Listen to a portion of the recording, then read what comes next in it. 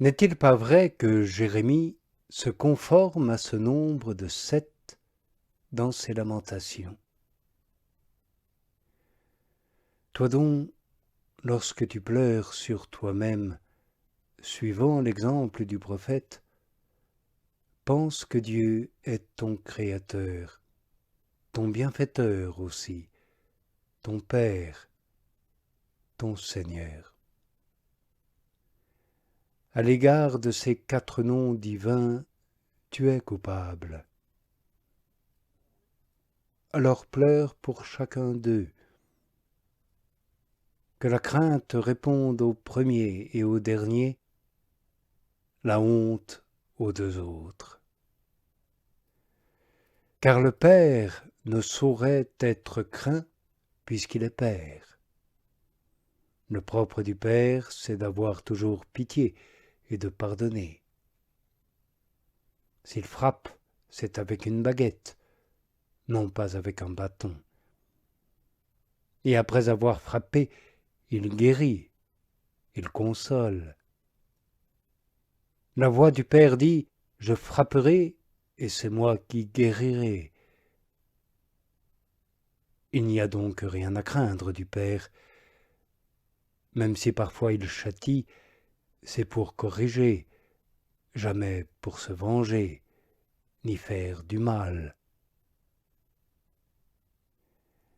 Mais lorsque je pense que j'ai pu offenser mon Père, même si je n'ai pas de quoi avoir peur, j'ai bien de quoi avoir honte.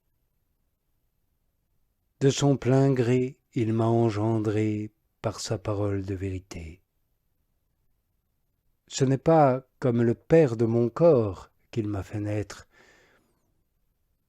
Après m'avoir ainsi engendré, il n'a pas même épargné pour moi son Fils unique. Vraiment, il s'est montré pour moi un Père, mais en retour, je ne me suis pas montré pour lui un Fils. De quel front puis-je lever les yeux vers le visage d'un Père si bon, moi qui suis un si mauvais Fils?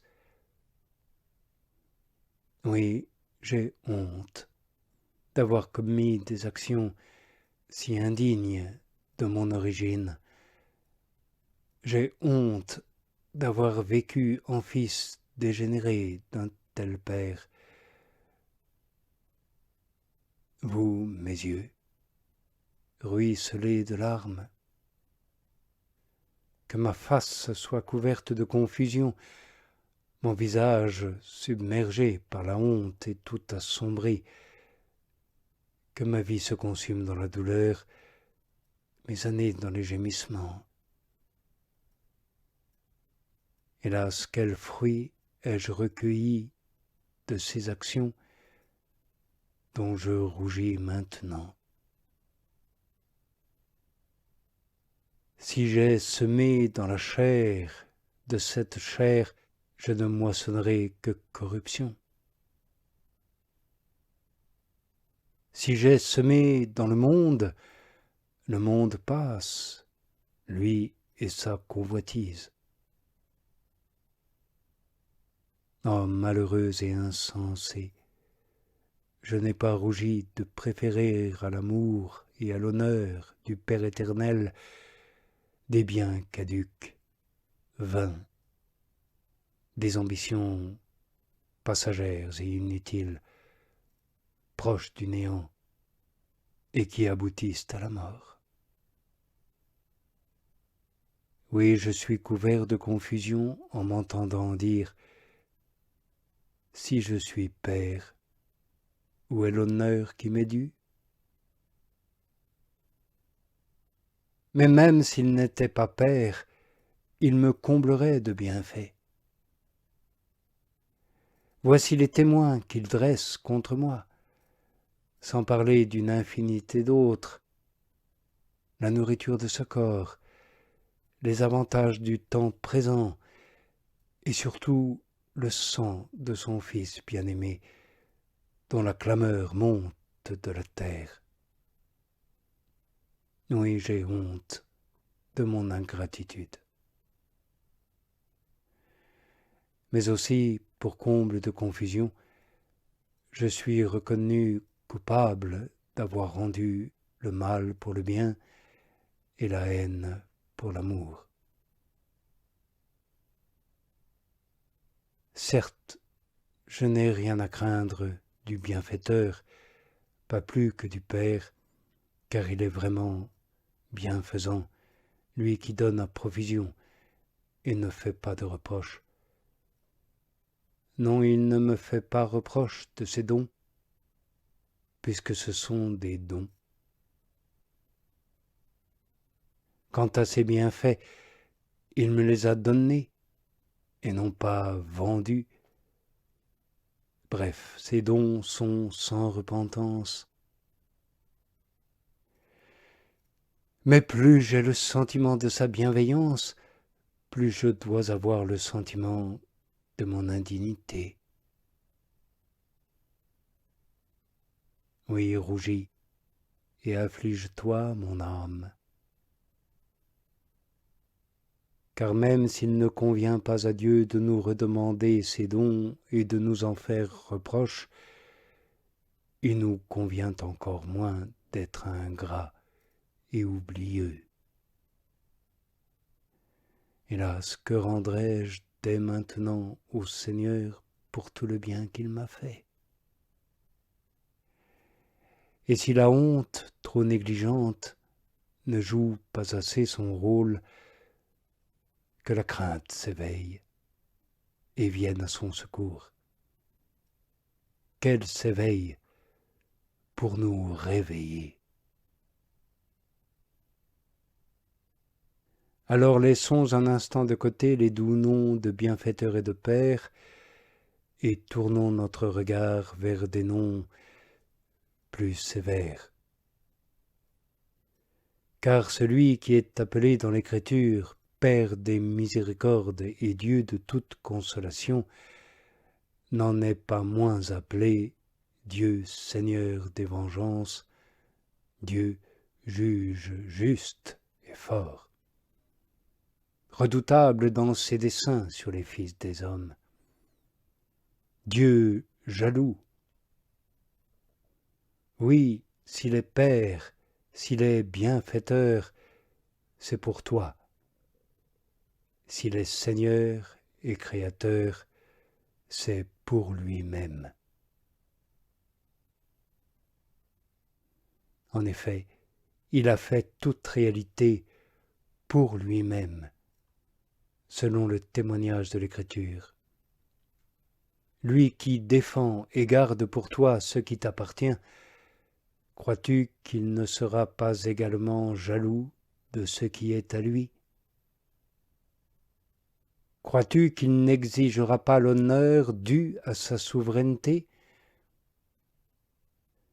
Si l'impie a irrité Dieu, c'est parce qu'il a dit en son cœur « Il n'exigera rien, il ne voit rien ». Et qu'est-ce que dire en son cœur « Il n'exigera rien » sinon ne pas craindre qu'il exige son dû? Mais il l'exigera jusqu'au dernier centime. Il l'exigera et jugera sévèrement ceux qui font les orgueilleux devant lui. De celui qu'il a racheté, il exigera le service, et de celui qu'il a façonné, l'honneur et la gloire. Donc, même en admettant que le Père ferme les yeux et que le bienfaiteur pardonne, le Seigneur et le Créateur n'en feront pas autant. Lui qui ménage le Fils ne ménagera pas l'argile modelée ni le mauvais serviteur. Considère combien il est effrayant et terrible d'avoir méprisé son Créateur. et le Créateur de toute réalité, d'avoir offensé le Seigneur de toute majesté et de toute bonté. Et il sied à la majesté d'être crainte. Il sied au Seigneur d'être craint. Et surtout une telle majesté et un tel Seigneur. En effet, si les lois humaines condamnent le coupable d'outrage envers un homme, quelle sera la fin de ceux qui méprisent la toute-puissance divine? Dieu touche les montagnes et elles fument. Comment un minable grain de poussière oserait-il irriter une majesté si terrible, lui qu'un souffle léger disperse, sans qu'on puisse le recueillir? Oui, il faut craindre bien plutôt celui qui, après avoir tué le corps, a le pouvoir de jeter aussi dans la géhenne. Et je redoute la géhenne. Je redoute la face du juge qui fait trembler jusqu'aux puissances angéliques. Je tremble lorsque je pense à la colère du Tout-Puissant, à son visage courroucé, au fracas du monde qui s'écroule, à la conflagration des éléments, à la tempête violente, à la voix de l'archange et à la parole terrible. Je tremble lorsque je pense aux dents de la bête infernale, au ventre de l'enfer, au lion rugissant, prêt à me dévorer. Je suis pris d'effroi devant le ver rongeur et le feu consumant, devant la fumée, la vapeur et le soufre, devant le tourbillon des ouragans. Je suis pris d'effroi devant les ténèbres extérieures.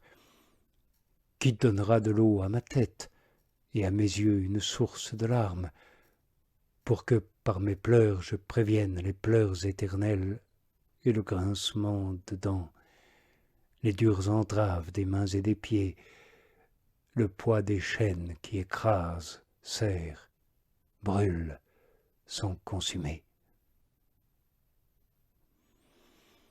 Malheur à moi, ma mère. Pourquoi m'as-tu enfanté, moi, fils de douleur, fils d'amertume, d'indignation et de désolation éternelle? Pourquoi s'est-il trouvé des genoux pour m'accueillir, des seins pour m'allaiter, moi qui suis né pour brûler et devenir la pâture du feu?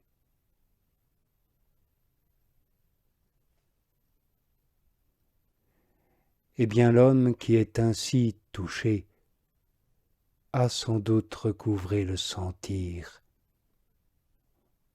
Et grâce à cette double crainte, ainsi qu'à cette double honte, il a déjà bâillé 4 fois. Et c'est le début de sa renaissance à la vie. Nous commenterons les 3 bâillements demain. Pour l'heure, que notre prière nous fasse bâiller pleinement les 4 premiers.